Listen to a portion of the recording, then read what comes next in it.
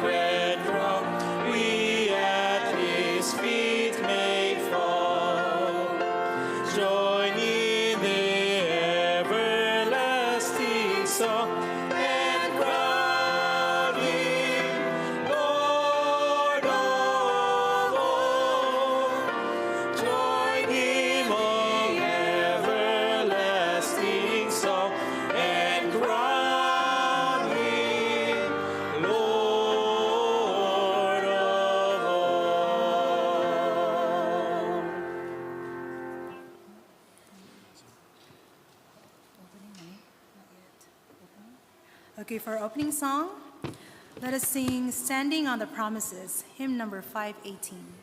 Let us all stand.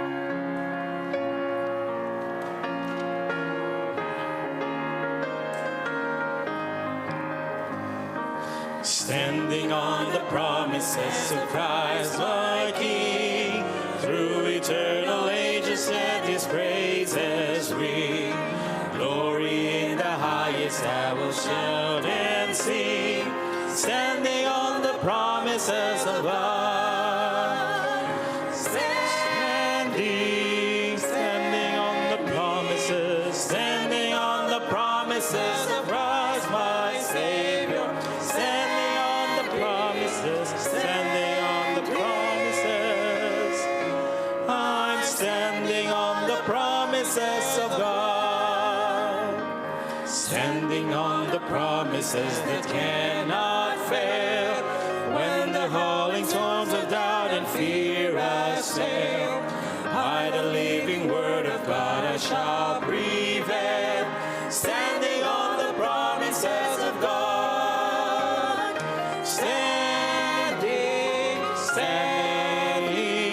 Standing on the promises of Christ my Savior.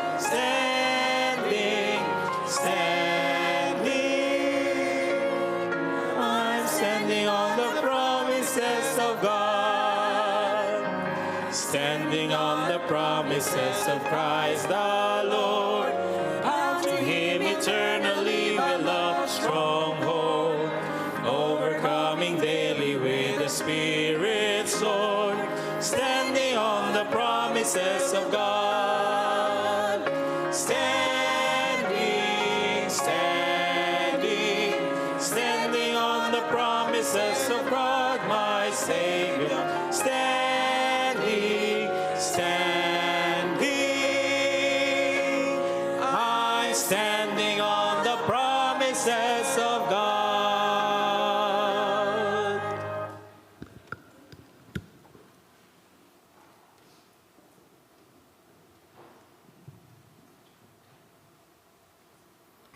Let's bow our heads for prayer.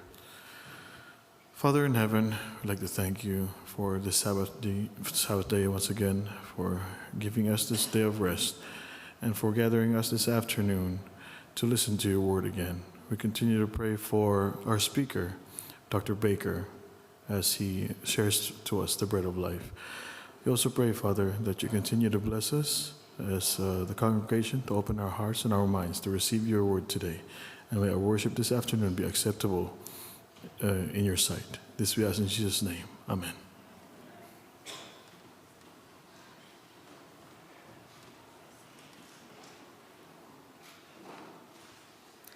Good afternoon, everyone. Are we all blessed? Amen. We are all blessed to hear the message that Dr. Baker has shared to us since last night and this morning during this service, and again this afternoon. So with our program for this afternoon, we are so blessed to have the praise team to lead the song service, and then to be followed by special song.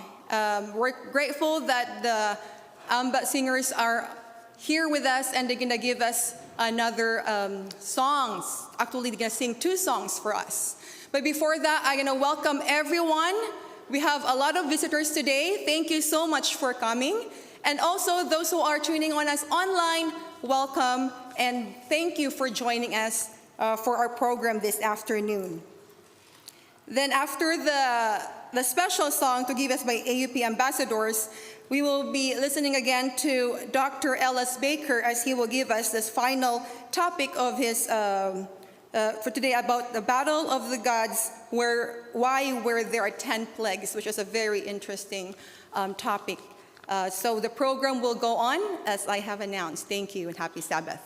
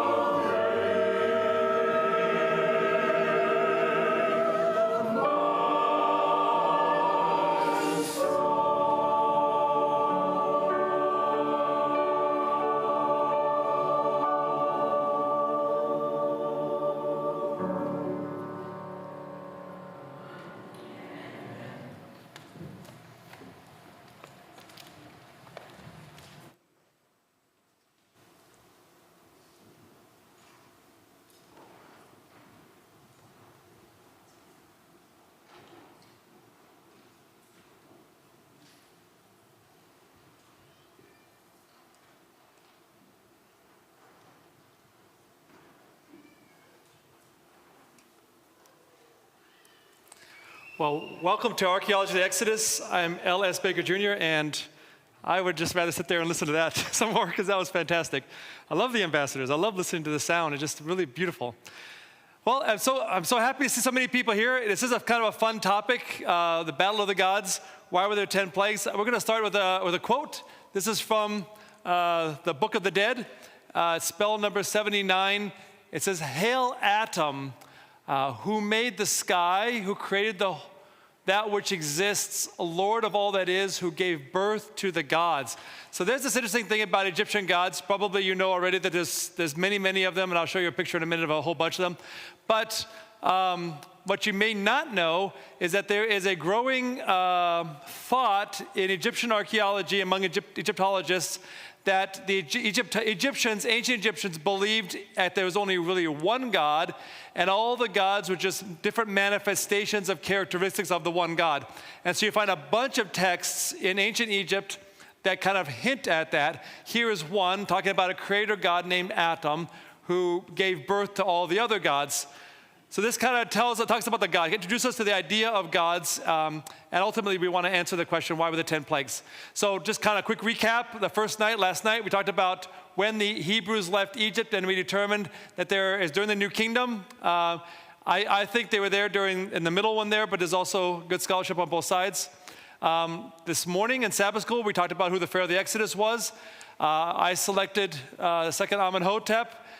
For a lot of reasons, but the one that kind of cinches it for me is that he himself is the only of the three candidates that are possible. He's the only one who himself was not a firstborn. And as you read the story, Pharaoh was very much alive the next morning, even though his son and a bunch of other firstborns were not. And so unless God created a special dispensation, which is possible, but it's not in the text. But if God had done that, there's the only way the other ones could have been Pharaoh. Otherwise, Amenhotep is Pharaoh. And he fits a lot of other things as well. So now let's talk about the gods of Egypt. So kind of an archaeological context. God says in Numbers 33:4, also on the gods, their gods, the Lord executed judgment. We've been talking about God's love and justice for a whole quarter now in Sabbath school, and we're starting to understand more. Hopefully by now we kind of understand a lot more of that. Well, this is an execution. These plagues, you have to understand these plagues as being an execution of God's judgment on the gods of Egypt. So that there's a theological element to this battle. Herodotus wrote that when he visited Egypt, he came back and wrote down that the Egyptians are more religious than any other people. Almost 1,500 known gods and goddesses. They have gods and goddesses for everything, and they had quite a lot. In fact, they had gods for just about anything that was beyond the realm of human capability. So if you or capacity to influence. So if you can think of any animals, any act of nature, abstract things like love and justice, all themselves were gods or goddesses. There's so many of them, but I just want you to think for a second what you think of God being versus what they would think of God being. Let's just use the sun, for example, the very famous sun god Ra. So let's just say, very popular god, let's just say that you, ancient Egyptian, want to pray that the sun god will do something for you. Out of just, pure coincidence, that's not going to happen. The sun can't do anything for you. So just imagine what your relationship with the gods is like. Your relationship to the gods is very much, I'm going to ask them for something, and for the most part, they're just not listening to me. So it's a very dispassionate kind of relationship, and God wanted that a different relationship. So that was one element of it. The aspect of God's not really responding. The only God they had that actually could respond to them was Pharaoh himself. They considered him to be a god, but he was very egotistical, very self-driven and self-motivated. But he would interact with you. It's just, you couldn't tell if he was happy or sad. He might just do something to you. Very, very chaotic kind of a thing. That's the God. They actually had their worldview of the cosmos was kind of like a big ball. They weren't flat earthers, but it does look like it in the chart. I just want to get the idea of it. They considered Geb to be the earth. The Geb is the god of the earth. Everything that's living is above the earth. So in the chart, I just made it a big circle. they did think that they knew there was a curvature to the earth. They didn't know how far it went. They weren't sure. But anything above the earth's surface, they considered to be the land of the living. And the sky, Nut, was a female goddess, and the sun god Ra would travel across her every day.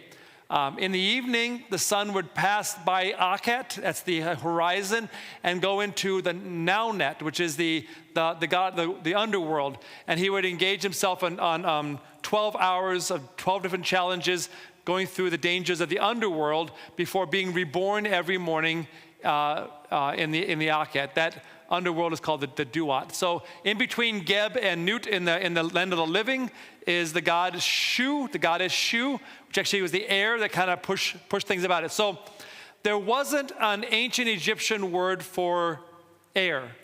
It was just the goddess Shu. So there wasn't an Egyptian word for ground. It was just Geb. So if you were to talk in ancient Egyptian language, you would have a hard time communicating without using the gods' names.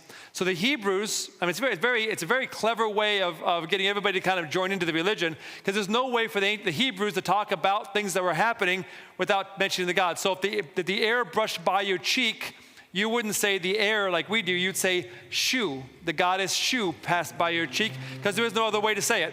The sun god Ra, you say Ra is shining in the sky. There's no other word for sun. So that kind of get the idea of what it was. All right. So we're talking about the plagues. There were 10 plagues. I talk about them really as 12 encounters, because God is doing something here. Hopefully you can see. So on the left side in the green box are the 12 encounters. The first 2 encounters were warnings. The next 10 encounters are the 10 plagues. So there's 10 plagues. Each of these corresponds to something God was doing. As you read the text, you can understand kind of what he was doing. The warnings, the first 2 warnings, the bricks and the serpents, we're going to go through all of these in a minute. But the bricks and the, kind of an overview. The bricks and the serpents was an introduction of God, meaning that he was present in Egypt. And so I'll explain that in a second what that means. But it's introducing that God himself was present in Egypt. This is important because the ancient people believed that gods were very localized. So if our army were conquered somebody else's army, we would consider that our God was stronger than their God.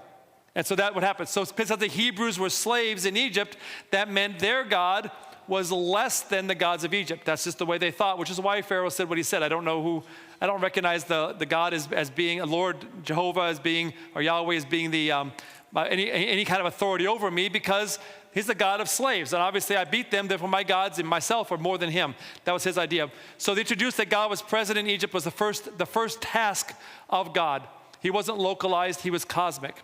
The next was the first 3 plagues were the plagues of irritation. These are plagues 1, 2, 3. They're the 3rd, 4th, and 5th encounters. This is to introduce the authority of God through abundance or lack. We'll see that in a second. The next 3 were about harm. In fact, nobody was harmed in the first one unless you just happened to fall into the river and blood was all over you and you drowned or something. Otherwise, no one's really harmed. But the next 3, the flies, the pestilence, and boils were. And I'll tell you how in a bit. But basically, it was God showing his superiority through health and wellness. The next 3 were about destruction. Yeah, those are very destructive plagues. Hail, locust. Darkness was probably the worst plague of all, as we'll get to that in a bit. That shows the power of God, particularly over infrastructure, either infrastructure physically or even cosmic theological infrastructure. And then the last plague, the plague number 10, which was the 12th encounter, was the plague of the death of the firstborn, and showing the dominion of God and in the future. So let's go through these. We'll start with the first encounters. By the way, I'm going to show these. I'm going to show the plagues that are going to be in white. Green is going to have the encounters, so if you're following, you don't get them confused. But the first 2 are about warnings. The first one deals with mud bricks. So it says in Exodus 1:14, and they made their lives bitter with hard bondage in mortar and brick and in all manner of service in the field. All their service in which they made them serve was with rigor. That's a picture, by the way, of Dashur, the bent pyramid. I showed you that last night, the bent pyramid. I had a chance to visit that, I don't know how many years ago, I think it was 2007 or 8 or something like that. And I was walking around, I was all by myself. My colleagues had seen it before. It was hot. They stayed in the car. I walked around by myself. So the security guard, having nothing else to do, walked around with me. We got all the way around to the east side, and it was the Sun Chapel on the east side. Most of these have Sun Chapels on the east side, and there was some bricks. That's a picture, exactly what I saw. There's a loose brick right up on top, and he said, hey, do you want to take that brick as a souvenir? Well, a couple of different problems with that. Number one, that's illegal, and he's the security guard. He wants me to pay him, and if I was ever caught in the airport with an ancient mud brick or anything like that, they would not allow me to come back to the country, and I want to come back and work. So of course I said no. But number two, those aren't ancient mud bricks. Those are modern mud bricks. You see how very, very detailed they are? You can see their shape. Ancient mud bricks are not like that. They're all kind of rammed together because all the rain and things through the years have kind of merged them together. You can still see the outlines, but not like that. That's very well defined. So those are modern mud bricks that he was selling as a side hustle on the dash here. Anyway, so it says here, Exodus 5:6-8. It says, "In the same day Pharaoh commanded the taskmasters." This is Moses going to Pharaoh and said, "Let my people go." And then Pharaoh said no. And he told his taskmasters and officers, "You shall no longer give the people straw to make bricks as before. Let them go and gather straw for themselves, and you shall lay on them a quota of brick, the quota of bricks which they had before. You shall not reduce it." So straw was important. He wasn't telling them to make bricks without straw. You couldn't do that. In fact, if you made bricks without straw, the bricks would crack. Straw is a binding agent. That's why straw had to be there. What he was saying is, you don't no longer have access to the fields where straw is. You have to go out into the desert somehow and find some kind of stubble or whatever you can use as a binding agent. And that gave them problems because obviously they couldn't do that. There's only 2 times in ancient Egyptian history where they didn't have straw. And one was at Amarna. During the Akhenaten, the Amarna period, they used pebbles instead, and it didn't work too well. And then late in the Persian period and later, they tried as well, and it didn't also work very well. By the way, if you want to go home and make mud bricks, here's your formula right here. Here's your recipe. So you can actually take a screenshot of that if you want to take a picture. So your recipe is you need 1 cubic meter of soil. You need to mix that with 1/3 cubic meter of sand, and you'll do that through the stomping method. So when I was in the Philippines, I learned how to wash clothes like a carabao. Like I guess you would stand with my feet. So it's the same kind of thing here. So you actually get all your soil, you get your sand and water, straw, and you're going to have somebody kind of stomp it. You see them doing that. It's probably I don't know if you can see it, but it's the bottom register, second one over from my side, the left side here. You see somebody kind of stomping it in the middle and they're lifting it up. So this is kind of a line drawing of what's in a tomb, and actually shows the different process for making mud bricks. You also see a very important element of Egyptian art where you have things that are happening from the side and then also things from the top. So what you see in the top left corner looks like a man is stacking bricks. He's not stacking bricks. He is shown from this side, and the bricks themselves are shown from top-down view. It's showing him laying them out for them to dry on the ground. But that's just the way Egyptians did their art. They had 2 different styles, and they would kind of change between the 2 of those. A team of 4. So one of the fun things about archaeology is we get a chance to experiment. Archaeology is a discovery science. We're trying to discover something. It's not experimental. We can't repeat it. But there is some chances to do some experiments and test how these things happen. So I think it was Nova or something. They did a special. They had teams of 4, and these are people at ancient Egyptian, and these are modern Egyptians doing the ancient Egyptian method. And they discovered that they could make about 3,000 bricks a day. Well, the quota of ancient bricks was not based on number in ancient Egypt. It was actually based on volume. So in the Middle Kingdom, our story is in the New Kingdom, but in the Middle Kingdom, mud bricks, you could make 64 cubits of bricks in a day. That was a quota. So the quota was a volume. So the Hebrews were not matching a volume of bricks. They weren't able to make them because they didn't have the straw. So they were unable to.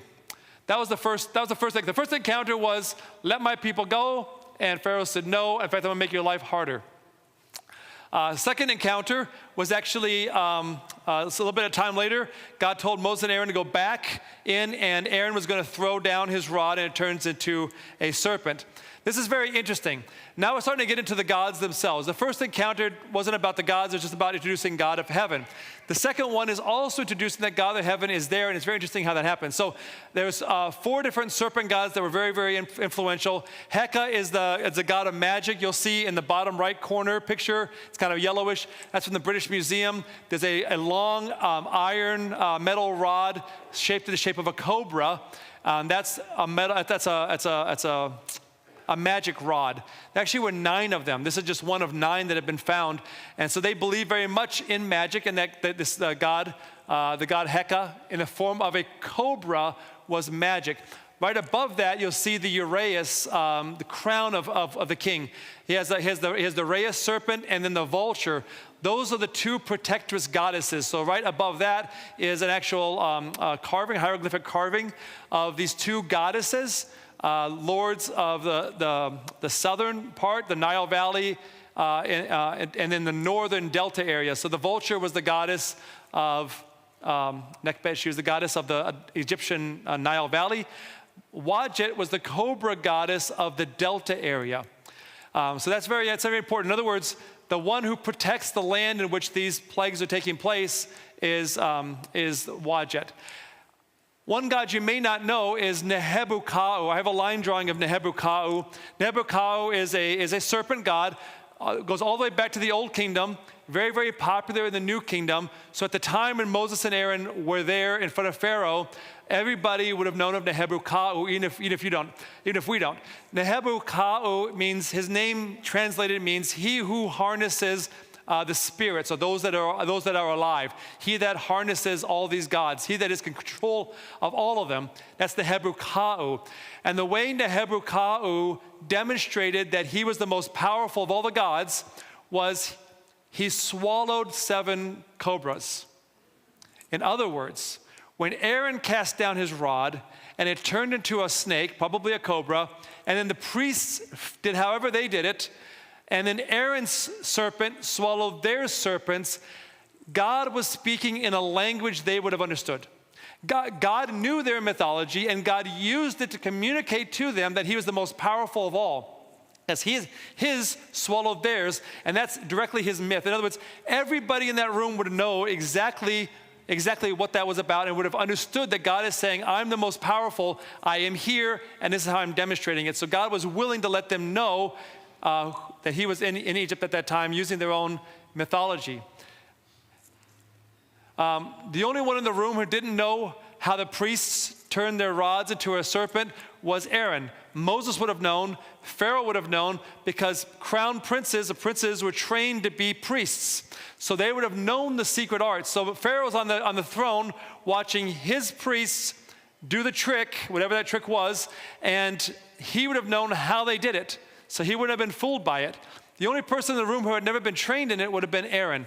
And so that was pretty remarkable that God used Aaron specifically to help show the superiority of God. By the way, that would have been a humiliation to Pharaoh, obviously. Introduced God, it would have issued authority and demonstrate God's superior power. Okay, those are the first 2 warnings. Now God's introduced the warnings. Pharaoh still said no. And so we get to the first 3 plagues, which are the next 3 encounters. The first one is about blood. So Aaron is told to stretch his hand out over the streams, over the waters, over the ponds, over the pools of water. They become blood. By the way, that's a good indication of where this took place. Egypt was two lands. Egypt was the Nile Valley, narrow Nile Valley that kind of wound its way south to north towards the Mediterranean. And then just about Memphis area, the mountains kind of fall away and it becomes like a delta marsh land, swamp land. It's in the delta that you find ponds and pools and streams, not in the Nile Valley. So this is very clearly talking about the delta. But also, by the way, in buckets of wood and pitchers of stone. In other words, water that's already been drawn out of the river also turned to blood. So in other words, this is not some kind of algae. It's not some animals that died up in the south, upriver, and then blood flowed down. It's actually the Bible describes it as an actual miracle. I have a lot of colleagues, some Christians, some not Christians, who try to explain the plagues away. That's fine. I'll just tell you, full disclosure of who I am. I'm a data-driven person. It has to make sense or it didn't happen. The Bible doesn't describe it as an accident. It describes it as an actual miracle of God, and either it happened or it didn't happen. And so that I kind of draw my line there. Anyway, it would have definitely attacked these gods, probably other gods as well. Happy is the god of the Nile. You see in the blue down there at the bottom of the screen. Happy is that river Nile. I mentioned that this morning. That's the gift. He brings gifts from the gods, like sons, like children, but also other things. You also have God Khnum. He's the ram-headed God there in the top picture. He is thought to be the source of the Nile. Then you have the gods and goddesses that are actually in the Nile. Sobek, the crocodile, Tawit, the hippopotamus goddess. Those are actually gods and goddesses actually of creatures. There's plenty of others as well, but those are just representative of those. Where do the plagues happen? I just mentioned about the land of Egypt and the north. I also think it's important to understand that, you need to answer this question in your own minds. In my mind, I don't believe that God punishes people he doesn't warn. I see it over and over again with Noah warning for 120 years. I see it with Elijah coming. I see it over and over again, John the Baptist over and over again. There's always a warning, and then it happens. And so I see here when God says at many different times throughout the plagues, he says, tomorrow this is going to happen. Well, that's a one-day experience. So how far were the plagues? How extensive were the plagues? It takes 21 days to travel from the northern capital upriver south to Thebes. 21 days. Obviously, if God's doing this tomorrow, you don't have time to warn somebody 21 days away. So I think there's really a localized area. Also, the Nile is the longest river in the world. So was all the Nile all the way down south into upriver south into the reaches of Africa? Was all that turned to blood, or was it only turned to blood in a certain area? Where was that?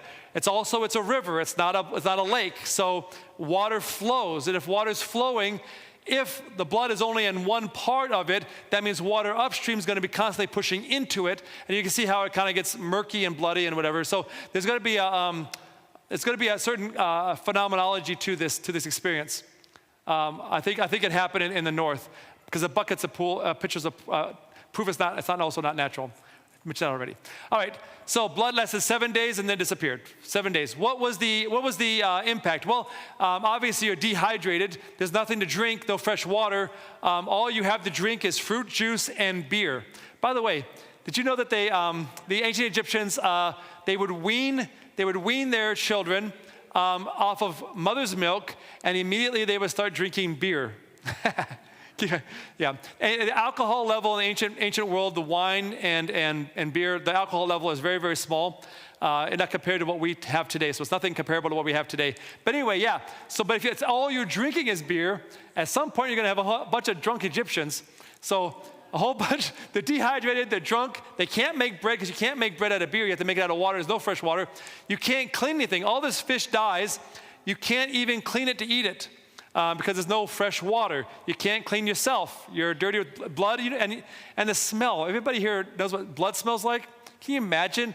Everybody lives next to the Nile. Imagine the smell of that. That's unbelievable. Nothing for the animals, there's a lot of different things. Anyway, a great impact. 1 week later was the next plague, because of course Pharaoh said no again. So this time, God told Aaron to stretch out his hand over the waters, and frogs came up. Now everything had just died in this river. Now suddenly there's frogs coming, and the frogs, as far as we can tell, don't ever stop coming. They come until God says stop. So they just keep coming over and over again. Streams, rivers, ponds, kind of the same thing. Also symbols of the lower Egypt, which is in the north, the delta area. Many gods, probably definitely Heket. Heket is the frog goddess. She's the midwife. I don't know if you can see it very well, but in the wall relief up there on the right, you see Khnum. He's sitting on his throne. He's fashioning a young prince. You can tell by the side lock, he's a young prince.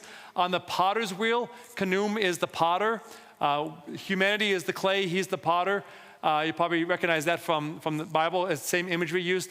Heket. Now, obviously, that's older, but Heket is there in front, and she's giving the Ankh symbol, the breath of life, into that clay to make it come alive. They believe that when the woman gave birth and the baby came out, and you kind of spank it or whatever you do to make the baby cry and breathe, that breath and inhalation there is Heket putting the breath of life into the child. That's what they believed. And so Heket definitely, by the way, early Christians had amulets of Heket that they would wear. Because, as Christianity came to Egypt, trying to convert them, it's hard to get them to leave their gods and goddesses behind.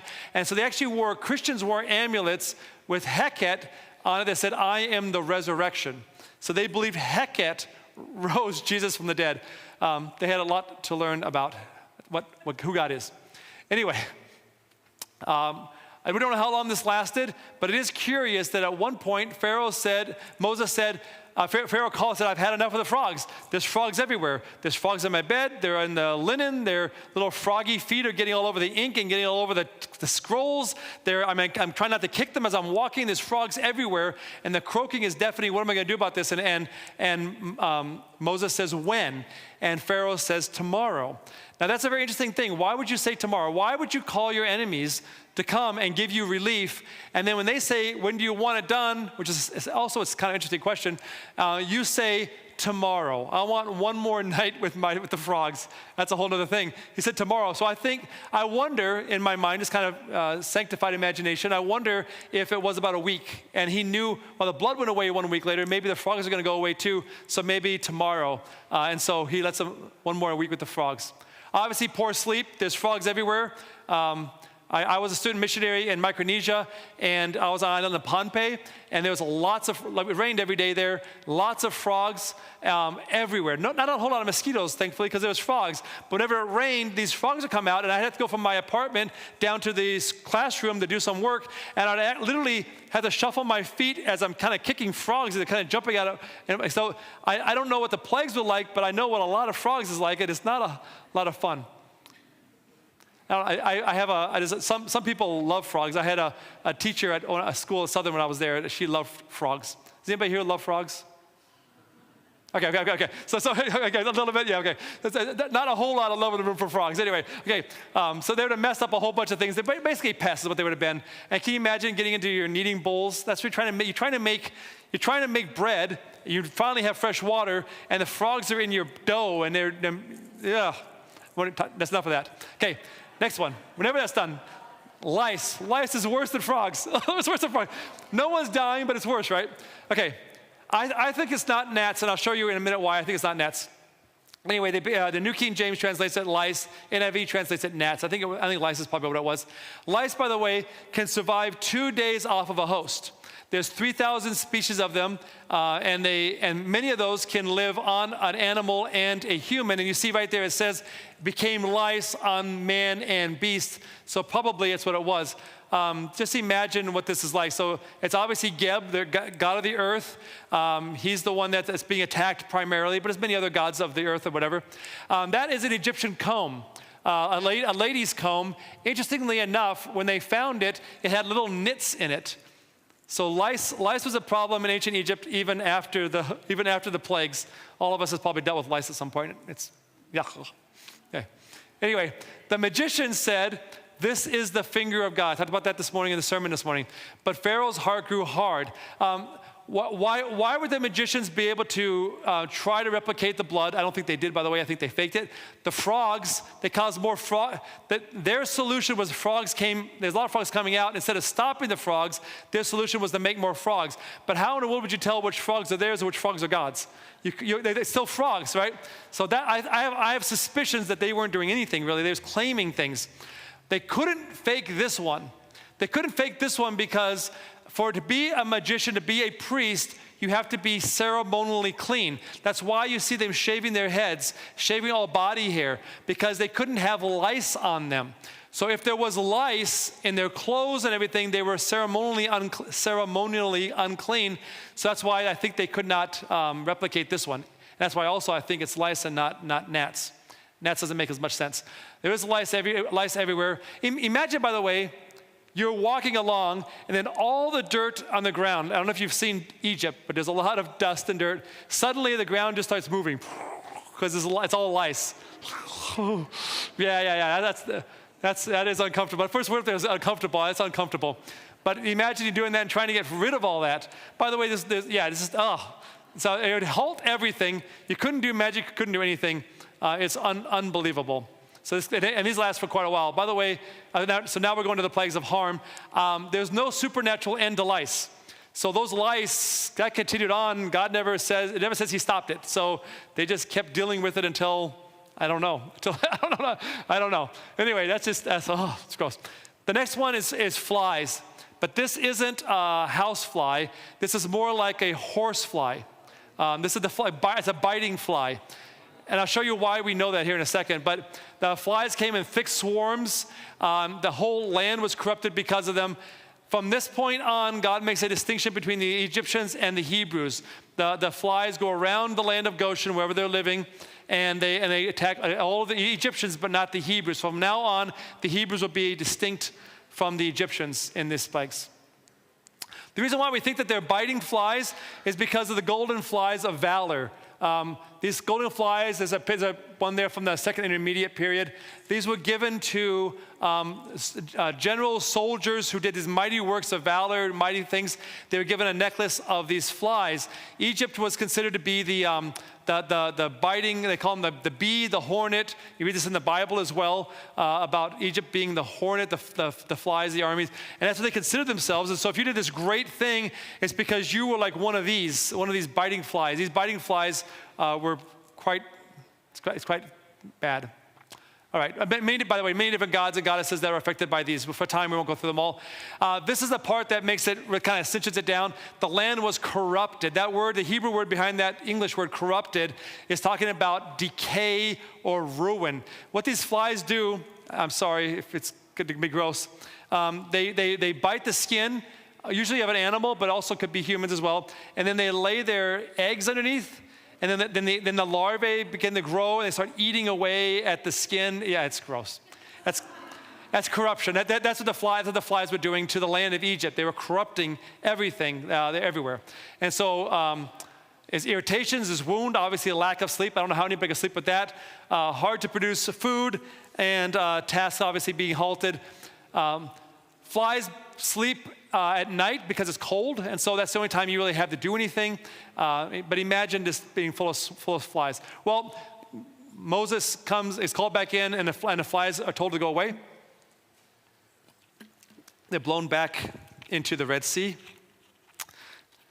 And then the next one is the, sorry, go back up one. I think I just unplugged something. Okay. Nope.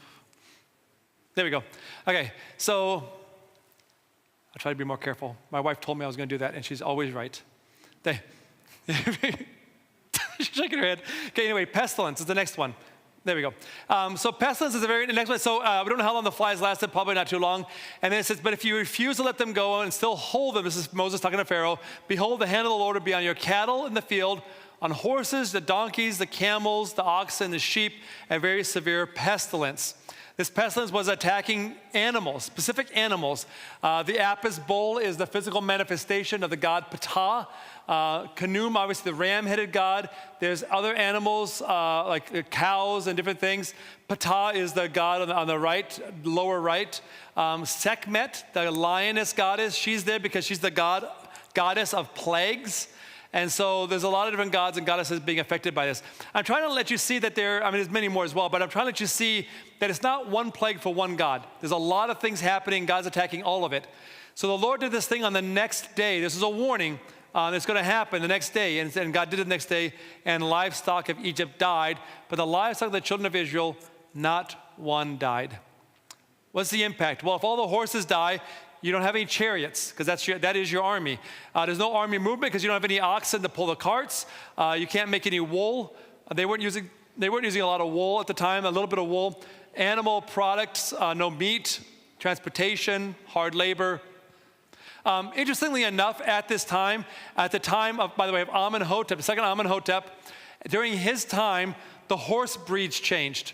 We find, this is by Spollinger. He actually has a whole book about war in ancient Egypt. It's a fantastic book describing some of these. He's not talking about the plagues. He's talking about just the movements. Horse breeds changed. The long-lined horse became a short-lined horse. They don't know why the horse breed changed at this time. Nobody knows. It might be because of the pestilence. It's quite possible. Also, sheep breed changed at the same time. The Egyptians had a hairy kind of steppe sheep that they had, a kind of a breed. And for just some reason, suddenly it just disappears from the record. We don't have any more bones. We don't have anything. And in its place are the woolly type sheep, the Asiatic type sheep that the Hebrews had. That's the kind of sheep that was in Egypt. So both of those changed at this time. Does it prove the plagues happened at that time? It doesn't prove it, but it does prove it could have happened at that time. You'd be looking for something like that if it actually happened like this. So anyway, this all happened. And then when the animals were dead, they were dead. So that's next thing. So Moses was called with Aaron to go to the furnaces. They were making those furnaces, the glazed bricks. They didn't bake bricks for building. They sun-baked them for building, remember? But they glazed them in a furnace for the palaces and the nobles and that kind of thing. And so they stood before these furnaces of these cities being built, took the ash from the furnaces and scattered it towards heaven, and it caused boils to break out. Have you guys had boils before? Yeah, it's not great. Imagine boils all over your body at the same time. I've had one, it's awful. It's awful. It's awful. So these are what kind of furnaces would have looked like. There's a modern one. There's an ancient drawing of one, and here's a line drawing of that. By the way, Genesis 15:17. Remember we mentioned that last night, 2 presentations ago. We mentioned about the promise given from God to Abraham that in 4 generations I'm going to come and bring your people out of Egypt. Well, in that same presentation, there is a smoke, a flame, and a torch, a billowy furnace that goes through the middle of these animals. And some people have suggested, some scholars have suggested, that may have been a representation of Egypt, particularly looking forward to this at the time, not knowing it, but looking forward to this moment. And it's possible. I think it's possible.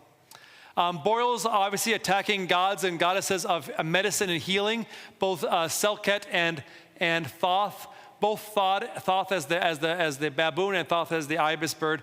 Both were gods and goddess of healing, and obviously this is attacking them. Magicians couldn't stand because, of course, now they have boils on their feet and their bodies, and so they're not able to stand and do any kind of magic at all. Boils open up and drain. It takes about 2 weeks to do that, so this could be a quite long period of time the boils lasted. Irritations, wounds, lack of sleep, no magic, hard to produce food, task halted. He's kind of almost seeing a theme here. Bacterium staphylococcus. Somebody else could say that here much better than me. Arius. Okay, my wife said it. Staphylococcus. Thank you. I love medicine. I can't say these things. Anyway, that survives in dry environments for months. So imagine Egypt, it's wet by the Nile, but it's dry a little further out. You can have boils lasting for a long time, and I think they had to last a long time because as we get to the next 3 plagues, which are all destruction plagues, it's going to come down, and hail is going to come, and it's going to hit animals. It's going to attack animals. Any animal left in the field is going to be killed by the hail. But if all the animals were just killed in the pestilence, where do the animals come from? So the Egyptians have to have time to go get animals either from further south and bring them north, or to go over into the Levant area to their outposts and bring animals back. And that's why you probably have the Asiatic sheep and the Asiatic horse coming back into Egypt at this time, is because they probably had to bring them in. So they had to have some time. So the boils probably lasted weeks. It probably wasn't as short. You know, when we read these plagues in the Bible, we read all the plagues in a matter of maybe half an hour. And it goes by so quickly. But we're talking about real people with real things happening to them. And it's happening over a series of months. It's not a quick thing. Anyway, when this one came, there's no supernatural end to it. Moses stretched out his rod toward heaven, and the Lord sent thunder and hail, and fire darted to the ground, and the Lord rained hail on the land of Egypt.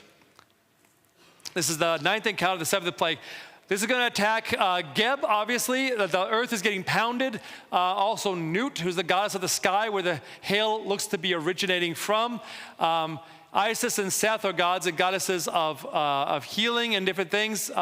Battling, god of chaos, going back and forth. And then Sekhmet, also the goddess of plagues. Why is this happening? So it's hitting a lot of different gods, kind of getting the root of them, their ability to stop anything. They can't obviously stop anything.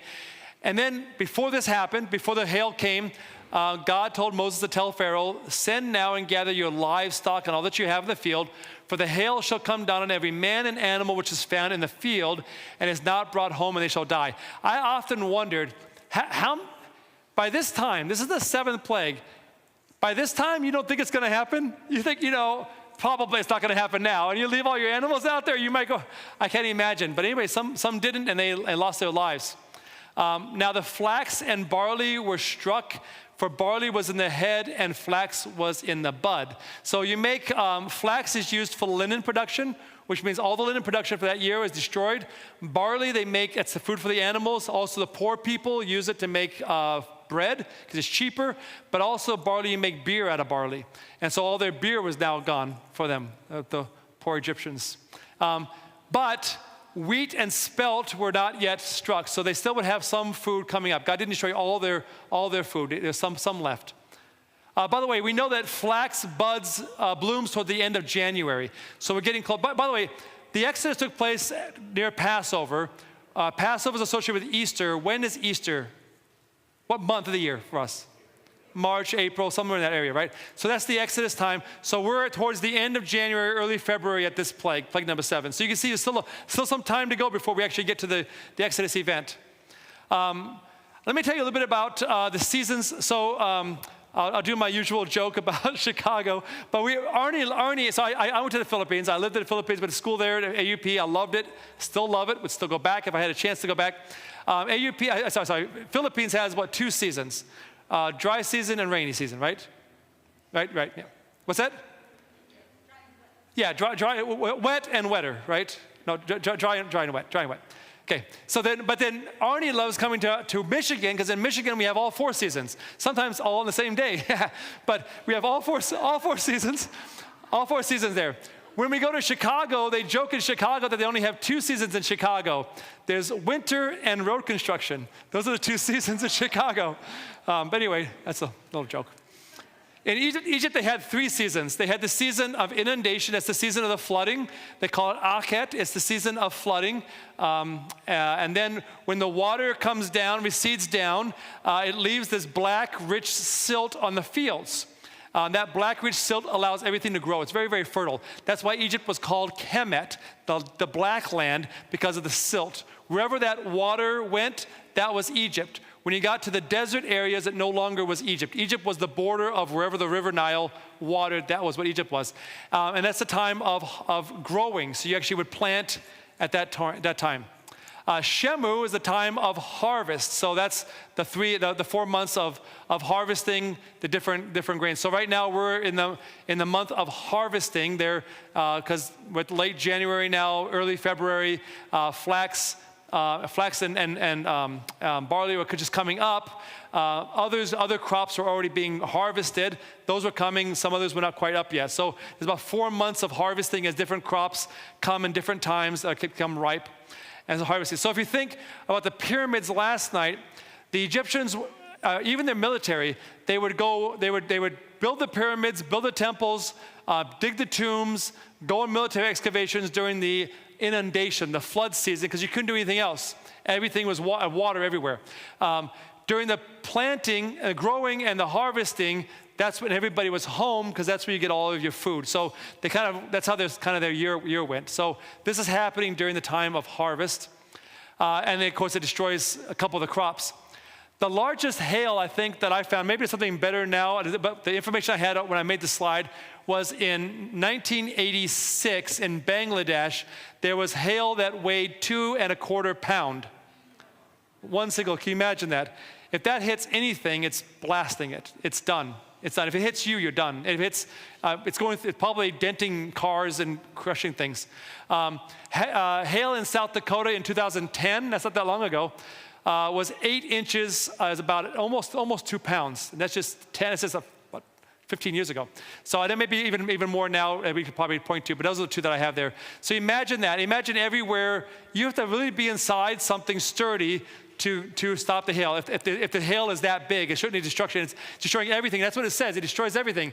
The hail struck Egypt, all that was in the field, both man and beast, any that were foolish enough to be out there.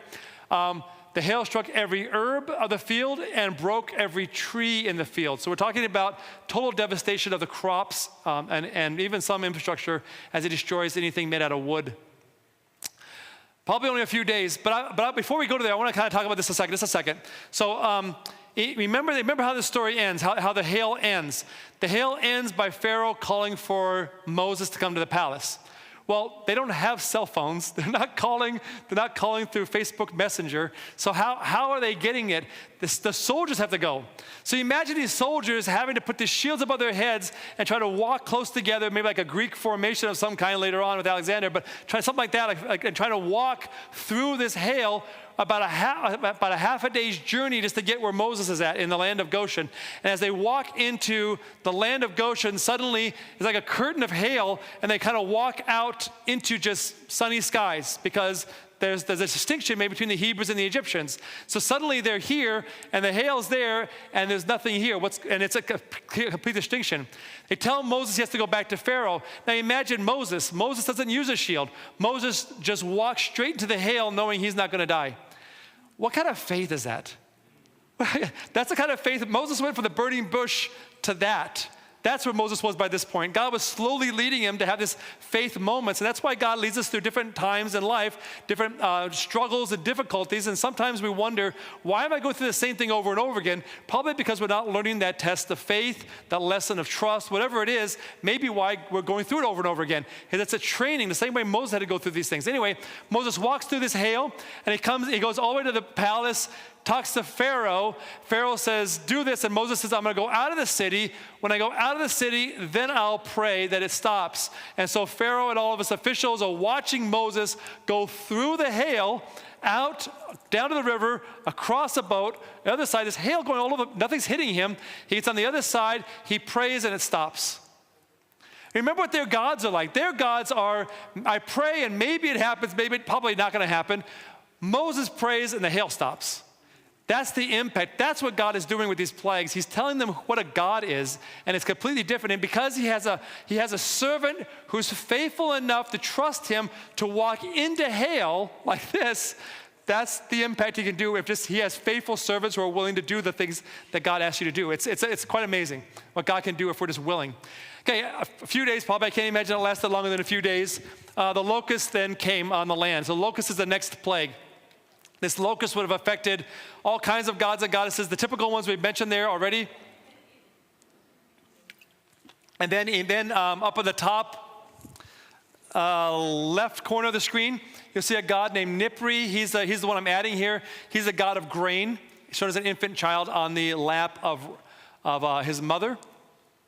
Locusts, this is what locusts look like. They actually walk for quite a while, and then they eat a lot of things, and then they kind of, I don't know, go through this morphing process where they turn and get the wings, and they fly, and it swarms. It's amazing what they do. They covered the face of the whole earth so that the land was darkened, and they ate every herb of the land, all the fruit of the trees which the hail had left. So there remained nothing green on the trees or on the plants of the field throughout all the land of Egypt. So Egypt, all the greenery in this area, completely eaten up. Locusts fly in swarms. They cover about 200 kilometers a day if they have good wind. Each generation can live for 6 months. A swarm can grow 16-fold in just 6 months with the right food and right conditions. It says that they left nothing. So obviously the conditions are pretty good. That means they're eating all the bread. Any foodstuffs are gone. Obviously there's no food coming from the bread. Irritation, all the food stores, the food production, everything is gone. No sleep, destruction of agriculture. By the way, that on the left there is a locust in a painting in a tomb. So they very much knew of locusts, and they were scared of them. In fact, it said at the very end of this, the Lord turned a strong west wind and blew the locusts into the Red Sea. We're not talking about the Red Sea today. If you ever want me to come back, I'm happy to talk about that. Where all these things happened, the land of the cities of Pithom and Ramses are at. Also, the Red Sea is another topic I'll do when if I come back. I'll be happy to come back. But anyway, the Red Sea, keep that in your mind. So when talking about the Red Sea crossing, whatever that means, it is 5 different major topics, has to be we're close enough that the locusts can be blown into them. So just remember that as something you think about wherever the Red Sea is at.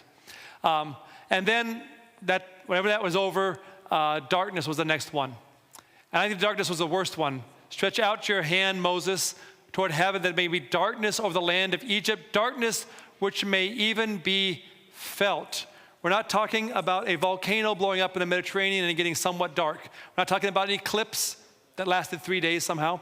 We're talking about actual darkness that you feel it. You feel the darkness. That's what the Bible describes. Whether that's the way it happened, this is what the Bible describes. And that's why we're going to just do it the way this is. So I don't think it's natural. It's not natural.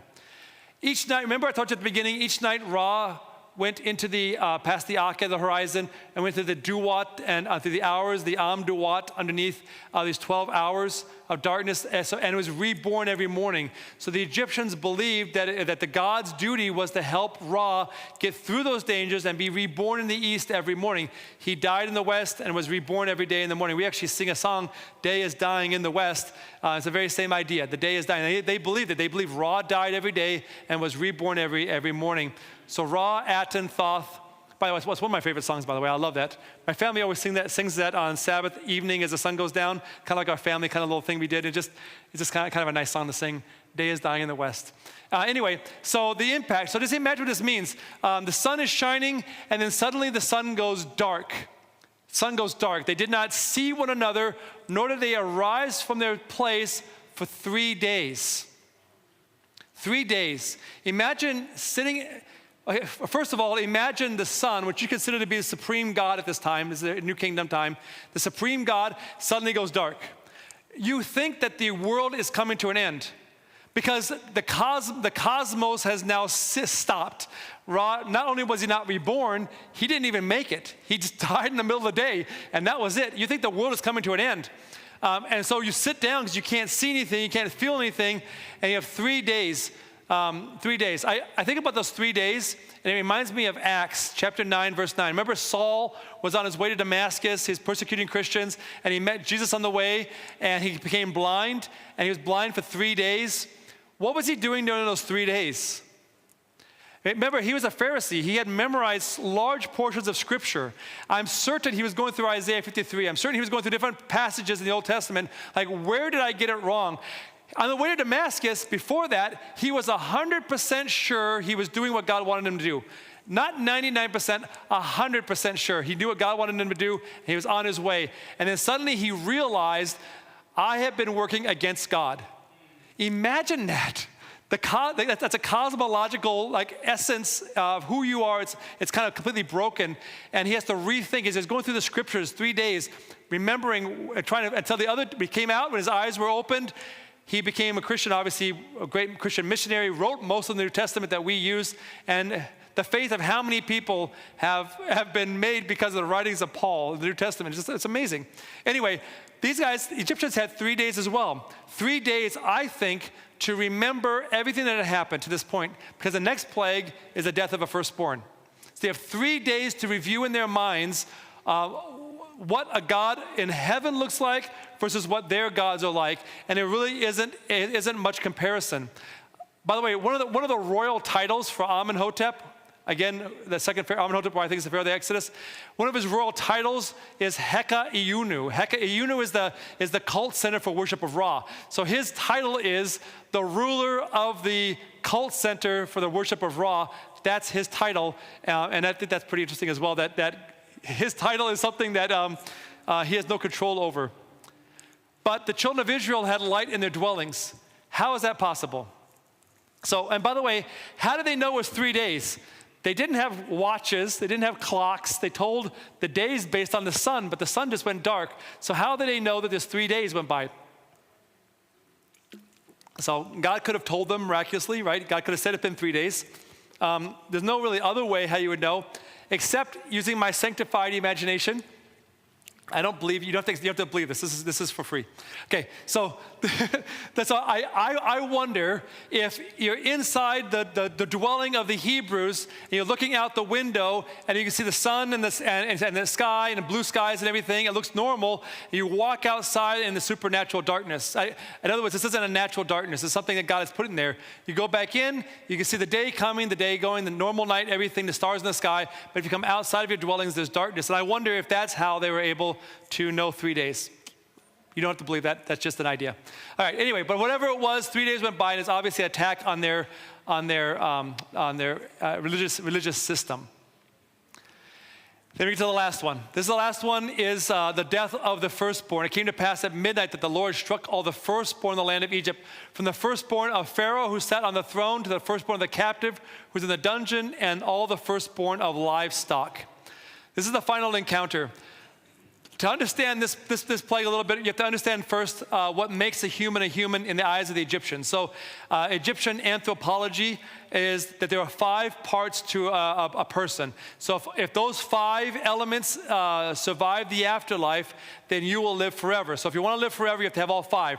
The first is a body. That's why they mummified him. You see the mummification, the middle picture on the right? That's a mummification process. That's why they mummified. Poor people didn't have the royal mummifications, but they still had some kind of mummification. In fact, the poorest people wrapped their loved ones in reed mats and put them out, buried them in the desert sands, and they were naturally mummified. In fact, some of those mummies are better preserved than the artificial mummification that was paid for. So that's remarkable. So they're actually mummification. Your body then lives forever because it's preserved. Then you also have to have a ka. The ka is on the bottom right with the hands on his head like this, like this. That's the hieroglyphic symbol for the ka. So now you know a hieroglyphic symbol there, the ka. Remember when we were in the pyramids last night in Khufu's pyramid, and I just got done walking up that ascending chamber, and I was in the bottom of the grand gallery, and I said behind me was a door leading to another chamber. That was the ka chamber. This is the ka. The ka is the breath of life. It's your life force. It's what animates you. So that means every animal, every creature, every human, we all have the same ka because we all have the breath of life. But if you have a mummy, a body, and you have a ka, and what you have is a zombie. You don't have any conscious thought. It's just an animated body moving around. That's all you have. In order to have to be a person, you have to have a ba. That's up at the right, top right. That's the ba bird represents that. That's your characteristic. I was a Pathfinder director for many years. My wife was with me as well. We worked with Pathfinders, and one time we had these twins, David and Jonathan, and these guys looked so identical. You really could not tell them apart looking at them. They just looked so much alike. It wasn't until they started talking and what they talked about that you knew, oh, that's David, that's Jonathan. It's only because of that you could do that, because they looked so similar. The personalities are different. They had the same body, the same life force, we all have that, but they had different characters, different personalities. By the way, the Bible says that we will get new bodies in the resurrection. Praise God, because something has to look better than this. So we got to get better bodies. So that'd be great. And then we get a better ka. It won't be a mortal ka, a life force. It'll be an immortal one. So the mortal puts on immortality, the corrupt puts on incorruption, and we can change in the twinkling of an eye, in a moment. And I can't wait for that. That's a very thing that's a great hope that we all live with. But our characters, we keep those. We keep our characters. And that's why it's so important for us. That's why we're in church. That's why we spend so much time studying the Bible and trying to learn about who God is, because the character you develop here is the character you're going to have there if you go there. And so it's important to have that important character, that personality. They also believe that you have to have a shadow. So I have a picture of a shadow there. The shadow is because the shadow meant you were real, you weren't a ghost. You weren't some kind of spirit, ephemeral spirit, but you lived in the reality of the sun, and the sun cast a shadow, and that shadow was proof that you were real. Not the same kind of shadow, I guess, of Peter Pan, but something like that. You have to have a real shadow. Okay. Anyway, a name, you also had to have your name. So then that's why they etched their names in stone. And if you could afford it, you could etch your name in stone, because stone is a permanent substance. If you write it into wood or on paper or a clay tablet, it could get destroyed. But stone was eternal substance. Therefore, that's why they did that. In fact, as we look at this, you see names that are chiseled off. So Hatshepsut, the same Hatshepsut who I think found baby Moses, adopted him at age 12, like Ellen White says in Patriarchs and Prophets, which matches up very well with the chronology. Also matches up very much with the Egyptian ideas. By the way, side note, if you ever read Patriarchs and Prophets, and you read the stories about the chapter called Moses, Ellen White wrote that, in 1900 something or other? I don't know. She writes about stuff that Egyptologists have only learned in the last 20, 30 years. She doesn't write about Egyptian culture, but she mentions things, and she's describing things. Nobody knew that stuff back when she wrote it. It's quite remarkable. It's another topic, but quite remarkable. I read it, and I'm like, how in the world did she know that? Because we only knew that like 10 years ago or 20 years ago. It's quite remarkable. Anyway, so you read that chapter, it's quite remarkable. But Hatshepsut, I believe, was the woman who actually, the princess who adopted Moses. I think she was a king, and I think she become king because she had a son, Moses. And when Moses killed that Egyptian in the sermon this morning, when Moses killed the Egyptian and fled, that's when she lost her power. And her stepson took over, the dynasty line changed. Here we have some proof of that. Hatshepsut, that's her name, carved in an obelisk. It's actually still preserved because it was face down. The obelisk had fallen over, and so it's preserved. Here's a picture of her name chiseled out up above. You can actually see that in the top picture. You'll see the Ka. You recognize the Ka in the. I can't really point to it. You probably can't see it from this, can you?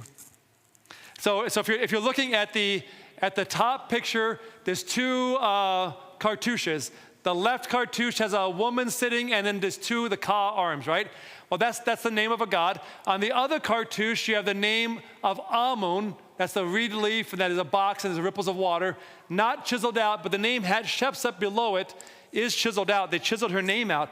They believed that if they chiseled the names out, then she would cease to exist. In fact, if you didn't like somebody, you could write their name on a piece of pottery, and then you smash it. You really get them that way. You cause them to cease to exist forever. That was a big insult back then.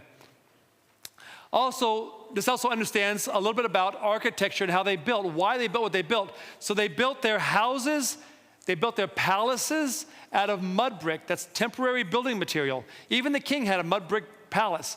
But the temples and the tombs are made out of stone because those are eternal substances. That they believed, in other words, they practiced what they preached. They lived in homes that were temporary because they didn't care about this life, they cared about the next life. So in some ways, they were probably better Christians than maybe many of us are, but maybe better than me. So I think about how they lived so much what they believed. Egyptians were not secular. They were very religious. Every element was religious in their life, even in how they built houses. It's very inspiring, and I hope someday I can live up to that at some point. But that's how they built it. So you see these names etched in stone. In fact, your house was made of mud brick. The only part of your house that was made of stone was the doorpost and lintels. So doorposts and lintels, oftentimes of a courtyard, coming into the courtyard of a building, made out of stone. And on that doorpost and lintel was chiseled the name of the family that lived in that house. Their name was on that, usually in the form of the father who lived there. So in other words, when, are we going to get there? Yeah, I'll tell you now. So in other words, when God told Moses to tell the Hebrews, tell everybody to kill a lamb and paint the blood of the doorpost and lintel, what he was effectively telling them to do was to cover their names with the blood of the lamb. In other words, if your name was covered by blood, then you survived that night. But if it wasn't, you wouldn't. I often wondered why God told them to do that. Because why wouldn't you just paint? Wouldn't a beautiful cross on the door have such imagery for future generations? But the Egyptians had painted the doors red. They believed that red was the color that would scare the supernatural forces away. And so the doorpost and lintels was where God told them to do that. And by the way, if you think about that as Christians, in Revelation, we're told that only those whose names are in the Lamb's book of life will live for eternity. It's the same thing for us. God uses the same imagery. Our names have to be covered by the blood of the Lamb for us to go to heaven. Well, if this was an attack on obviously the future, on Pharaoh, on the firstborn, the one who was going to become Pharaoh, here is the young prince that was found in Amenhotep's tomb. If Amenhotep was Pharaoh of the Exodus, it's quite likely that was the young boy who died in the 10th plague, right there. Also the god Horus. By the way, because when you're Pharaoh, you're Horus. When you die, you become the Osiris. So death of heirs, the loss of slaves. Look what the Egyptians say. They called for Moses and Aaron and said, "Rise, go out of the land among my people." And then the Egyptians urged the people that they might send them out of the land in haste, for they said, "We shall all be dead." I think the Egyptians knew that the next plague, they see the progression of these plagues. Like you've probably seen them now, the progression of the plagues. I think they knew that there was one more plague coming. That plague was going to be the death of all of them. And they say it right here. If you stay, leave, because if you stay, we will all be dead. They recognized that the plague of the firstborn was the one plague. The next step was all of them. And the third step would be the death of Pharaoh himself. And you can kind of see that flow, the progression kind of up. And they recognized that if there would have been another plague, they all would have been dead. And they recognized that. And they urged them to leave. So let's answer the question. Why were there 10 plagues? God says in Exodus 9:15, if I had stretched out my hand and struck you and your people with pestilence, then you would have been cut off from the earth. In other words, God told them, this is in Exodus 9 during the plagues. He said, look, I don't have to send plagues. If a God who has the power to send 10 plagues one at a time has the power to send all 10 at one time, right? So why stretch them out? If he wants to, he can just, boom, they're dead. He doesn't even need any plagues at all. So why have the plagues? And that's basically what he's saying.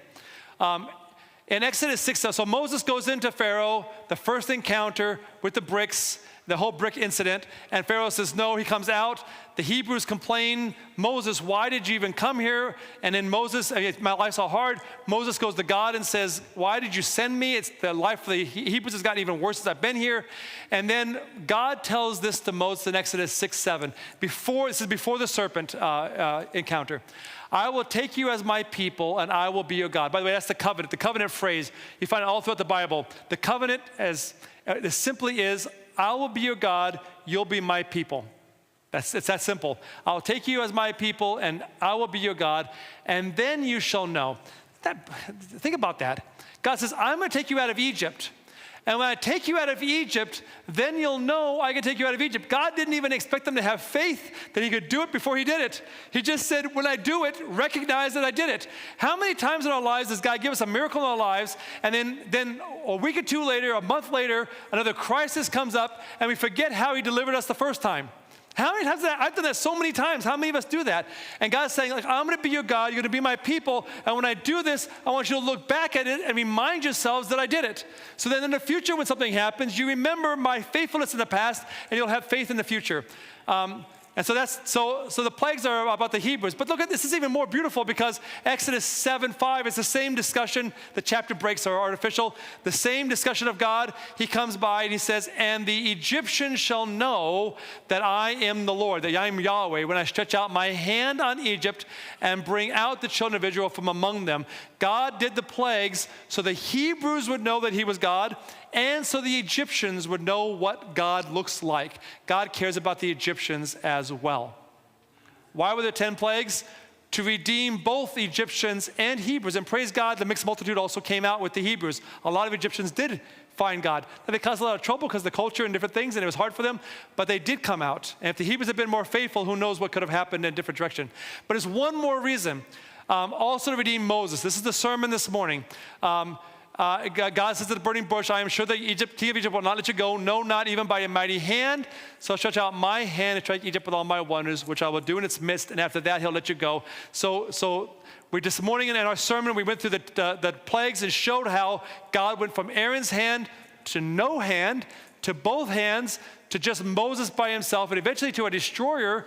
I didn't even need that. He said, destroyer can do my work. God shows that he can work with anybody's hand. It's not just our hands aren't really doing it. Then that was a sermon this morning. So I think it also was to redeem Moses. By the way, I'm not selling a book, but if you want to read a story, go to the library. It's free. So I'm not selling anything on Sabbath. But I wrote a book there's a novel called The Land of Ramses. It's dealing with not the Pharaoh Ramses, but the land of Ramses. It's basically the Exodus story in a novel form. It's a historical mystery novel. It has a lot of this in it as far as stories. So if you enjoy stories, I hope you can enjoy that. Anyway, are there any questions? I didn't mean to put that slide on there. Sorry about that slide. Any questions? Oh, yes, over here.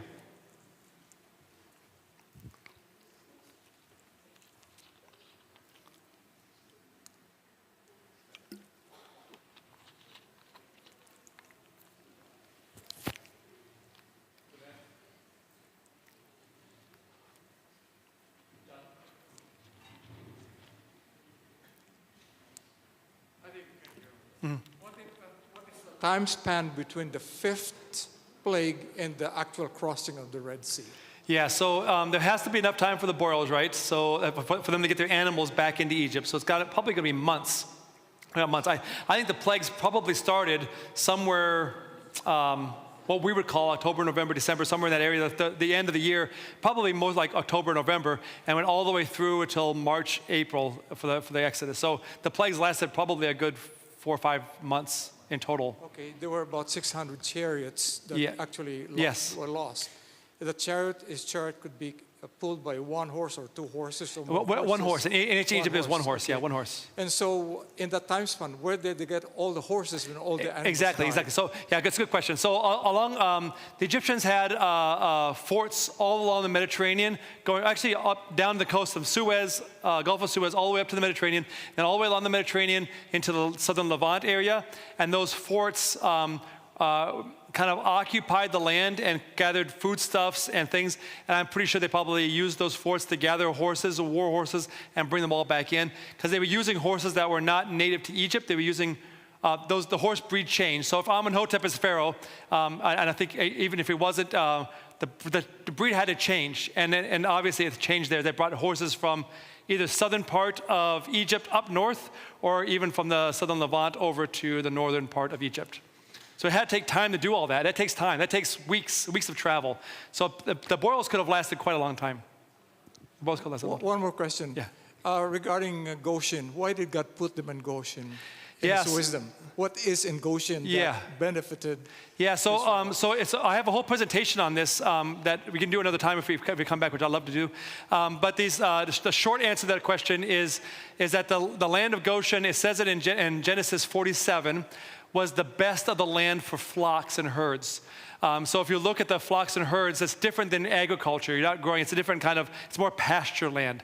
So it's the best of the land for pasture land, plus it's also distinct from Egypt. It's a little bit, depending on where that's at, and I'll tell you all that in another presentation, but if it's a little distinct from Egypt itself. But it has to be somewhere between Pithom and Ramses, because those are the cities they were building, the military supply cities. And we know where those cities are now. Tel Arataba and Tel Kantir, Tel Adaba. So we know where those two cities are at. So they have to be somewhere in proximity. So I think they actually ended up being moved. But somewhere in that area, probably the Wadi Tumilat area is probably where they were living. It's probably somewhere there. And I can give you all the reasons for that another time. Yeah. Sure. If you don't mind. Have you been to Jebel Musa? Yes, yeah, a couple times. Can you describe what you've seen? Yeah, sure. Yeah, so if you get a chance to go to Egypt, you should. If you get a chance to go to Sinai, I would highly recommend you climbing up Mount Sinai. I think it was at 2 o'clock in the morning we get up. Not my favorite time of the day. 2 o'clock, you climb up, walk up in pitch dark all the way to the top of the mountain to Jebel Musa. It's the mountain. Jebel is Arabic for mountain. Jebel Musa, the mountain of Moses. It's kind of in the back side of the Sinai there area, and you watch the sunrise. But as you're watching the sunrise, there is no place for anybody to camp below this. But that same mountain range, a little bit lower down and further another direction you just came back from, is called Ras Safa. It's like 3 different hills, whatever. And at the end of Ras Safa, there's this overlook over this huge plain called the Plain of Ra. Spelled differently, but it's the Plain of Ra. When I was there the first time, I was on a tour with Dr. Yonker and a bunch of seminary professors. I don't know if Dr. Davidson was there or not, Dr. Gain, a bunch of others were there. And we were all there, and we were at Mount Jebel Musa, and we were talking about this. They were talking, and I was a student, so I was mostly listening. And as we were talking about it, they were like, there's no way this could be Mount Sinai. Jebel Musa can't. There's no place to camp over here. It's the highest peak in that little area, but does that mean it has to be the highest peak, or does it have to be a place where the people are camped? Well, Siegfried Horn, who is, if anybody doesn't know Siegfried Horn, he's passed away some time now. He is what we call the father of Adventist archaeology. He was the first major Adventist archaeologist. He suggested that actually Ras Safa probably is Mount Sinai. It's the same mountain, just a different peak. It's a little lower, different peak. And so we walked over there, and when we got over there, we found that the mountain itself, which is pink granite, the mountain breaks into tablets, naturally breaks into tablets. So I picked one of those tablets up and I carried it down the mountain, just a little tablet, to see how heavy it is. Granite is not light.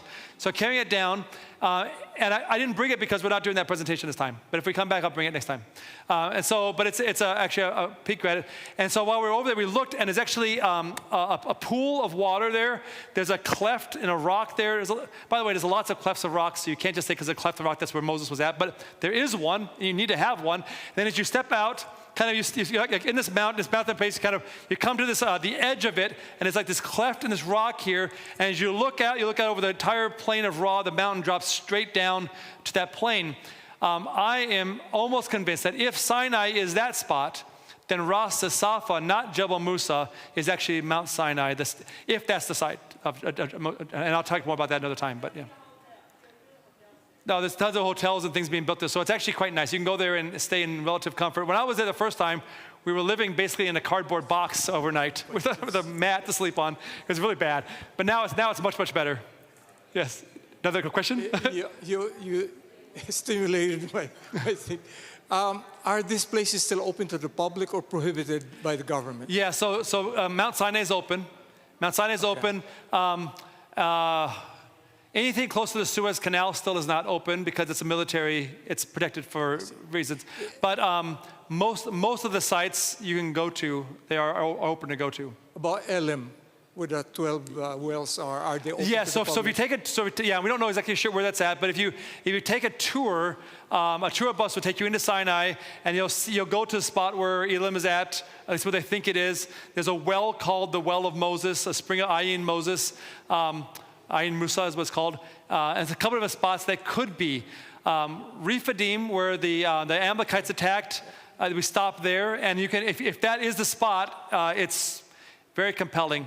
The thing is, though, is the desert of Sinai and Saudi Arabia and Egyptian side, the African side, continent, the topography and the geology.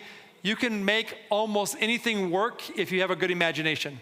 And so I always caution people against what you see on YouTube or different places. People say, look, there's a cleft of a rock. Water came out of this one. And you could pick that same spot over there. They just happen to choose one. And it's a little dubious. When you go to find something, when you look for it, oh, I found it.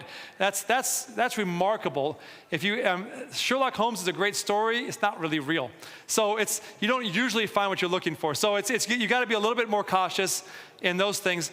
I'm a data person, so I'm a scientist. I actually want actual hard data. So I'm open to every possibility, but there's certain things that have to happen. And so if I come back another time, we'll talk about the Red Sea and the crossing, the different possibilities at Mount Sinai, all that, some more then maybe. Just one more question. Okay. Ron Wyatt. Yes. Yeah, what do you think of his work? So Ron Wyatt was a man who I think loved God very much, very zealous for God. I think he very much wants the Bible to be true, same as all of us here. He was a nurse anesthetist. I think nurse anesthetists are brilliant people. It's amazing. Not an archaeologist, though. And so when you're looking at certain things, you don't know, you're not trained to know even the typology and how things change. And these archaeologist isn't like, we're not in the back room just making stuff up. I mean, this is through scientific research, it's comparing and parallels and all kinds of things to kind of make these to know when people did certain things. Just like you have a Corvette, you look outside, you see a Corvette. If you know anything about cars, you know what year that Corvette was made based on the typology of it. Well, pottery is the same way. Columns and pillars, the capitals of these things, it's the same way. They all were made in the same time, a certain time period. But if you're not trained to know that, then you look at something and you claim it because of your good imagination. And unfortunately, I won't say everything, but probably everything that he found probably is not right. And that's devastating to a lot of people who don't know better. But I'm saying that because of the data. The data's not there. Now, I would love, by the way, if ever anybody who works at the foundation for Ron Wyatt would be willing to show me or somebody else the data, I would love to examine it and I'd love to support it. In fact, I don't know a single archaeologist that doesn't want to support it, just there's no data to support. because nothing's ever been shared with the scientific community. It's always just kind of held by themselves. So it's very, very difficult. And what they're shown in the videos, you think the data would be in the videos, but it's not. It is not data. What they're showing is not what they're saying it is. So that makes it difficult. But I do believe they love God very much, and I do think they're doing good work. I think a lot of people have come to God because of the work. So I don't mean to degrade it in any way, just that you asked, so that's why I answered that way. Okay, any other questions? Maybe about the plagues? Yeah, in the back.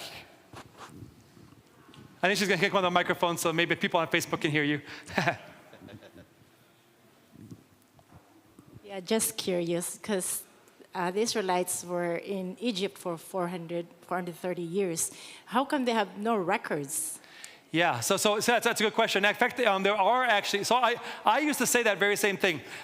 Before I did my master's in Egyptian archaeology at University College London, a very secular university. It's a prestigious university. But when I went there, it was the fourth best for archaeology.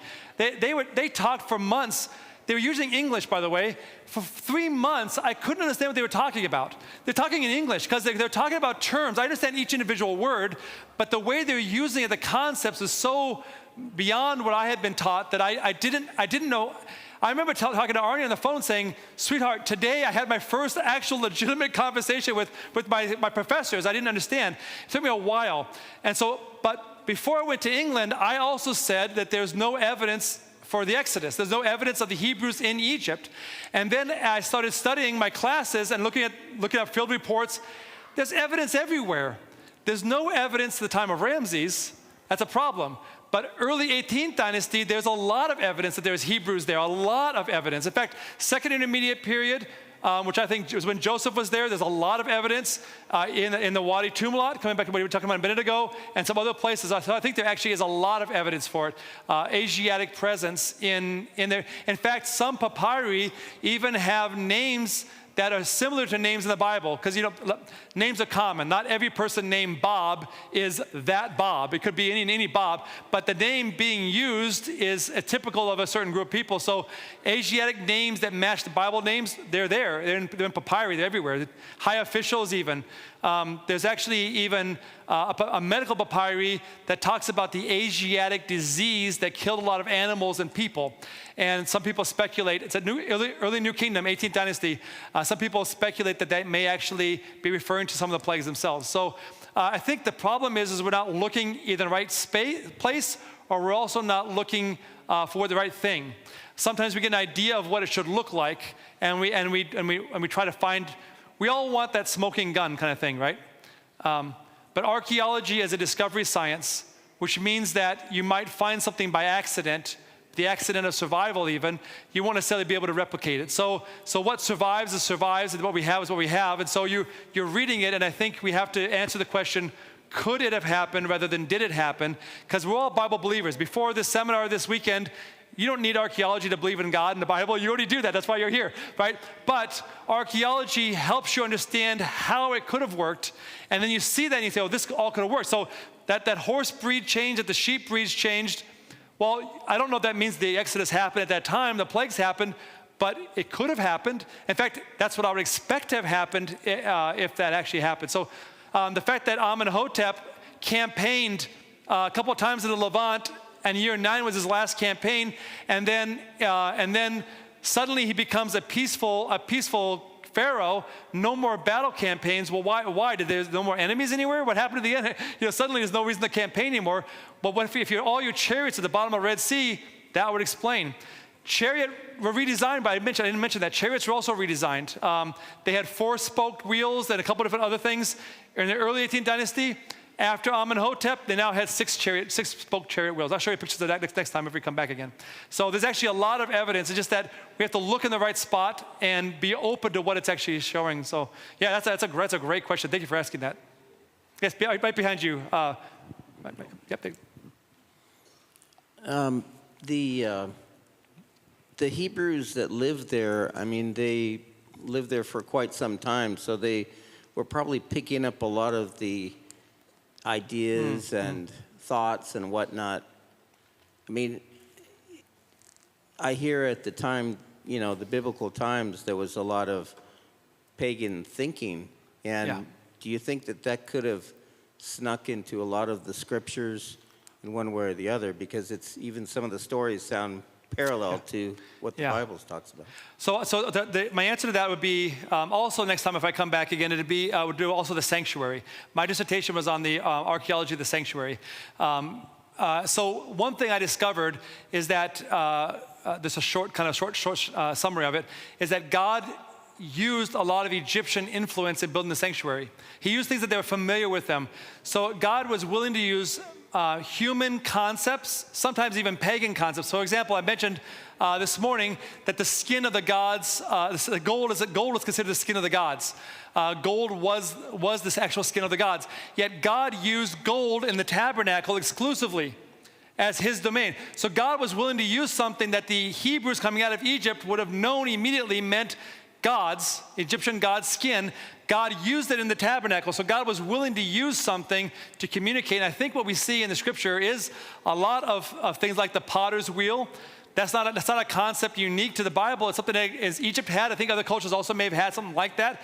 And God was willing to use those concepts to communicate with. God was really willing to contextualize a lot of stuff, a lot more than I thought growing up. And he was willing to use. So I think it's more of that. But I do think living in Egypt affected them massively. They were wearing earrings and they had a lot of jewelry. Remember at the Mount Sinai, they had to give these as gifts for the sanctuary, so they took them off of them. So this is Egyptian concepts, Asiatic concepts first, but then they ended up. You see other concepts coming in. Ezekiel of all places, Ezekiel 20 talks about how at Mount Sinai, this is the Babylonian captivity, but Ezekiel is referring back to the Exodus, and at Mount Sinai, the Hebrews themselves were still worshiping idols of the Egyptian gods. Ezekiel mentioned that at Mount Sinai, they actually had idols of the Egyptian gods. So it's hard for them to leave the culture behind. And culture is difficult for us today as well. It's very, very difficult. So I do think culture comes through, pagan beliefs come through, and I think God was willing to use those in his own wisdom, in his own way. If you look at the history, like with the Romans, they took a lot of things from the Greeks. Yeah. Probably the Greeks took a lot of things from the Egyptians. Persians and the Babylonians, yeah, exactly. But even what you talked about, the God that every day he died at the end of the day, and then he was resurrected. So the whole thing of resurrection as well. Yeah, resurrection, yep. Yeah, exactly. I think God is willing to use human ideas and concepts to communicate with us, and that's a brilliant thing about God.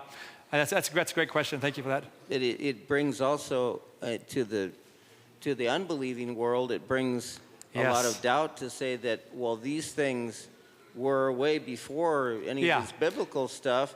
They were still talking about all these things. Yeah. So did God give them, the other way of looking at it is, did God give them the ideas of these things to represent something else? Yeah, that's right. My wife and I were talking about this very same thing when I was doing my dissertation, and like, why was she asked the perfect question? Why would God take them out of Egypt and then use Egyptian concepts in the sanctuary? Well, why would you do that? And that's the right question. The answer is that God is using things, but maybe, to your point, maybe this is referring to something even earlier, even heavenly, before that it was then used by Satan and others to kind of, in other pagan religions, or perverted in ways, and God is reclaiming some of it. So that's also possible. Yeah. God does seem to like to repeat things. We know that he created all things, all life. Most things have two eyes, a nose, and a mouth. Yes. So that's right. He likes to repeat, I think. I think you're right. Yeah. I think you're right. Thank you for that. Yeah, that's right. Anybody else? Oh, come in here. We'll come back to you. My question is just out of curiosity, and it probably don't have any historical or spiritual significance. But if the plague was limited to Egypt only, and other countries surrounding were not affected, were there records of Egyptians fleeing to these other countries to escape the devastation or the effects of plagues? Yeah, that's a good question, and I think even limited to where in Egypt. So I suggest the plagues were even localized just to the eastern Delta area, where they actually were living at. So no, right now I don't know of any evidence of that, but that's the kind of thing you'd be looking for. So in other words, as you're reading through something, that's the kind of thing that would pop up and go, hey, wait, is that is that, I mean, people would, I think people would be leaving too if they could, if they kind of get out. If you can go someplace and find water or find some food someplace, you probably would leave. And by the way, the early 18th dynasty, Amenhotep, he abandoned the northern capital at year 9. So the same time period as all this is happening, I think Moses came in year 8, and I think it's when the Exodus happened. I think at year 9, Amenhotep abandoned the northern capital. People actually did leave at that time. So there is a record of that, and that I think probably could talk to a little bit of, maybe could be evidence that they left because of the plagues. That could answer my second question would have been, because if it was not limited to Egypt, when darkness fell on Egyptians, or did it affect the day of reckoning, which would affect our Sabbath? So probably not, because they had the 3 days and they were able to count it. The Hebrews could count it in some way. It's very interesting, but I think it's very localized, different than the time of Hezekiah when even people in Babylon knew of it. So it's obviously that's more of a bigger experience. So the sun going backwards, or maybe Joshua would even affect that. This is more of a supernatural darkness. It's different. Yeah. Thank you. Yeah. And do you have another question up here?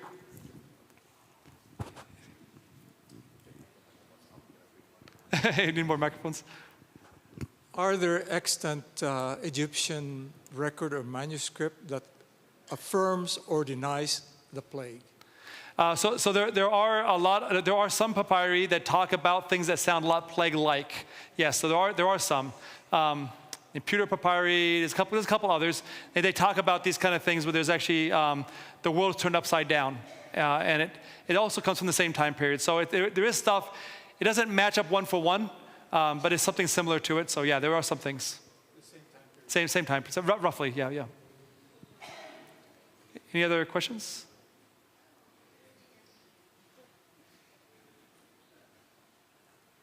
Oh, it's not turned on? Okay, yeah, okay. Gotta use the blue one. Tunette, can we turn on the other mic? This one. Chad, thank you. Yeah. Test. Take a few more. Just another comment about that. I mean, similarly, Joseph Campbell, we talked about mythologies and things like that. That's what he did. He traced down all the different civilizations. And I believe that there were some that, as far as they knew, of course, we don't know for sure if somebody got up there and told them everything. Yeah. But they seem to have maybe had similar, even though they were cut off from the major civilizations, so they didn't really know of any connection that they had to this information, but they still had similar kind of mythologies. Yeah, so it almost speaks to, Jan Osman, who's an Egyptologist, he's a philosopher. He writes about something called, he terms it pneumohistory. It's the memory of history. And so that's why you see different things in different parts of the world, like pyramids all around the world. It speaks almost to a common memory of something. Right. And so that's kind of what you're talking about there. There's something in the collective memory of humanity that remembers things and writes them down. If I find flood myths all over the world, similarly, talking about an event they probably all remembered. Yeah. Or that God spoke to them all. It's also true. It's also true. It could be as well. All right. If there's any more? There's one more here, and I think maybe we'll take this as the last one here. If anybody else has questions after, we'll talk afterward. Thank you. This is great. Have you been to the one that they were saying that the real Mount Sinai is in Saudi Arabia? Yeah, so that's a whole presentation. So rather than maybe talking on that, I haven't been to that one because it's in Saudi Arabia, and unless you go illegally, you're not able to. It's hard to get a visa for Saudi Arabia. So I haven't been to that one yet. No. But I have a whole presentation about that, where Sinai is and the route of the Exodus and everything. We can do that another time, maybe. Well, thank you very much for inviting me. It's been a pleasure to be with you. I look forward to seeing you again sometime. God bless you.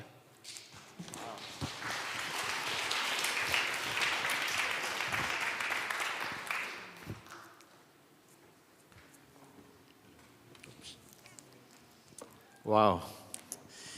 That's what we learned this whole weekend is like equivalent to one semester or like a quarter of learning. And you get it for free, right? That's the beauty of it.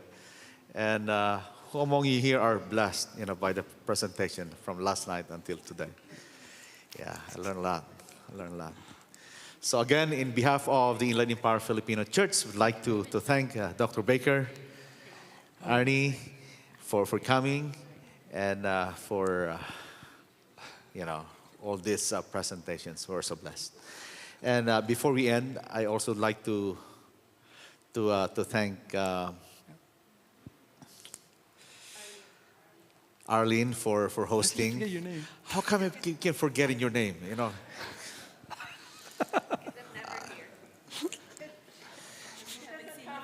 I know, because Arlene, Arnie, almost the same.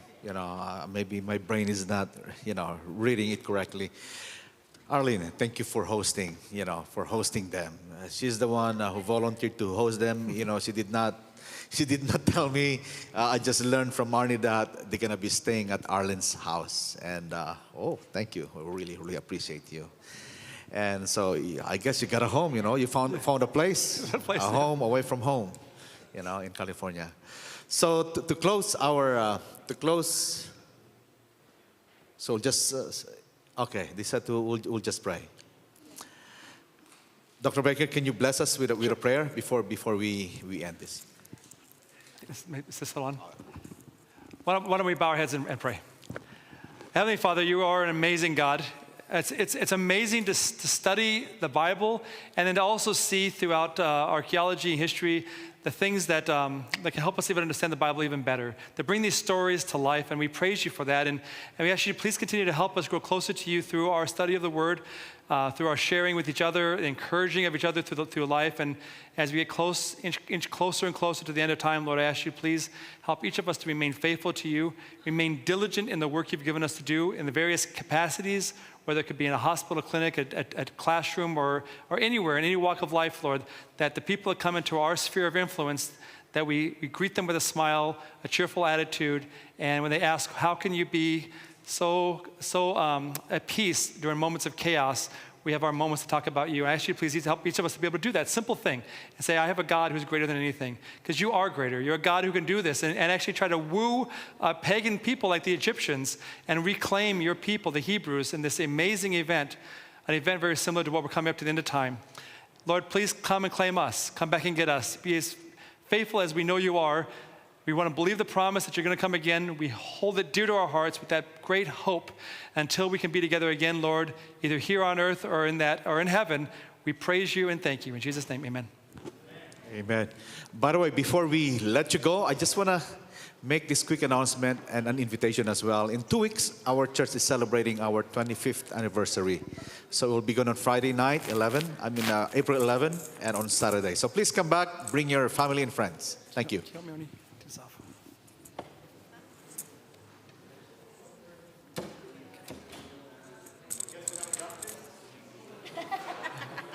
You have choir practice? You have to sing. See, that's brilliant, is to have choir practice right after this. Everybody has to come to the presentation. Thank you.